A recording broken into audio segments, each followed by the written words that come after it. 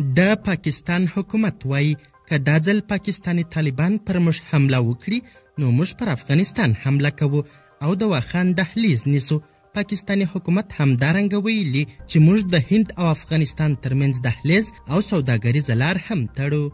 دا چې پاکستاني حکومت او وزیرانو یې نور څه ویلي، پاکستان څنګه او ولې دا ډول څرګندونې کړي، په اړه د اسلامي امارت مشرانو او د ملي دفاع وزارت څه ویلي، که غواړئ پوه سئ نو ویډیو تر پایه وګورئ.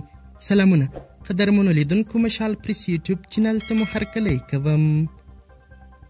د پاکستان دفاع وزیر وایي اسلام آباد کولی سي هغه سوداګریزه لار وتړي چې له هند سره د سوداګرۍ لپاره افغانستان ته ورکړي. همدارنګه د پاکستان د اطلاعات وزیر هم خبرداری ورکړی چې که چیرې دا ځل په پاکستان کې پاکستاني طالبان حمله وکړي نو دوی به افغانستان ته داخل سي او واخان به ونیسي. د پاکستان د دفاع وزیر وایي که په افغانستان کې د اسلامي امارت حکومت د پاکستاني طالبانو د فعالیتونو مخنیوی ونه کړي نو اسلام آباد به د پاکستان له لارې هند ته د افغانستان د سوداګرۍ مخه ډپ کړي.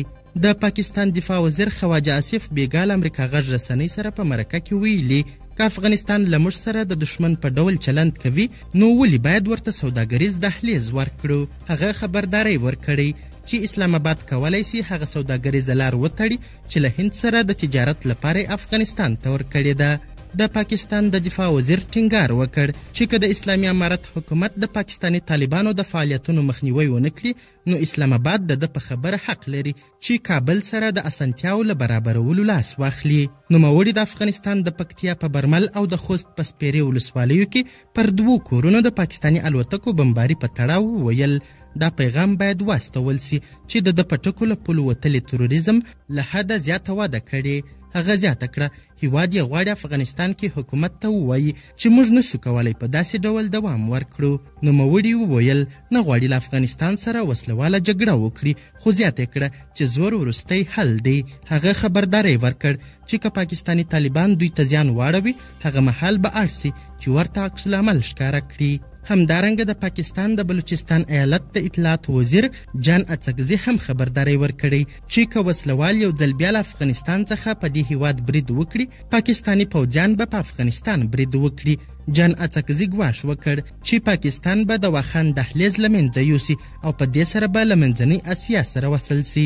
هغه په خپل اکس پاڼې لیکلي که پاکستان کې بل ترهګریز برید ترسره سي اسلامي امارت ته له مخکې خبرداری ورکړل سوی دی چې پاکستان به په چټکۍ سره افغانستان ته ننوځي او د واخان دهلیز په نیولو سره به مستقیما له منځنۍ اسیا سره وصل سي. د افغانستان اسلامي امارت د پاکستاني چارواکو د دغه څرګندونو په غبرګون کې هر وخت ویلي چې موږ به د خپلې خاورې دفاع د سر په بیه وکړو او هیڅ چاته به اجازه ورنه کړو چې د افغانستان پر خاوره حمله وکړي. د افغانستان د اسلامي امارت د ملي دفاع وزارت سرپرست مولوي محمد یعقوب مجاهد هم له مخکې ورته ویلي وه چې د خپلې بې کفایتۍ پړه پر موږ مه اچوئ او خپل امنیت په خپله ټینګ کړي. موږ د پاکستان د امنیت ټیکهداران نه یو. همدارنګه د پاکستاني چارواکو د دغه ډول څرګندونو په غبرګون کې د افغانستان د ملي دفاع وزارت ویلي چې هیڅ چاته پر خپل خاوره د تیرې اجازه نه ورکوو.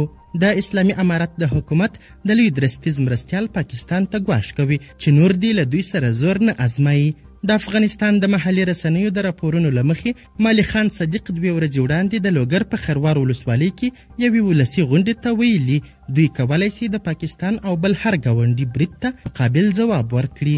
هغه ویلي هر همسایه چې موږ سره زور ازمایي که پاکستان دی که بل دی زه وایم زور ازمایلو ته ضرورت نسته. سمه ده چې موږ به له دې ځایه اسلام آباد ونسو ویشتلی او داسې شی به نه وي راسره، خو چې هلته ماته په سلمیترۍ کې پروت وي والله که ژوند راڅخه وکړي. قدرمنو لیدونکو د ویډیو له کتلو مو نړۍ مننه. د لا زیاتو او نورو لحظه پر لحظه خبرې مطالبو لپاره زموږ همدغه مشال پریس یوټیوب چینل سبسکرایب کړئ. تر بیا او بلې ویډیو ښه وخت ښې چارې د الله په امان.